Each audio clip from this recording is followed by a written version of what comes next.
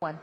Madam Chair, are there documentary evidence attached to the complaint regarding this allegation of bribery?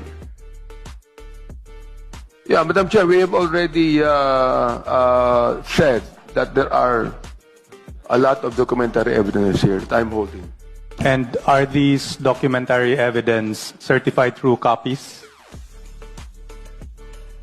There are acknowledgement receipts, as I've said a while ago, Madam Chair, and I believe that Congressman Suwan can come over and be able to see all of the documentary evidence we have. Napakarami kasi, no? It would take time for us to be able to. May we confirm from the endorser if the attachments pertain to the COA documents? I believe so. In fact, if we could be able to actually even call upon the forensic review of all of the accounts and expenses that have been done by the Office of Vice President. Honorable Suwan?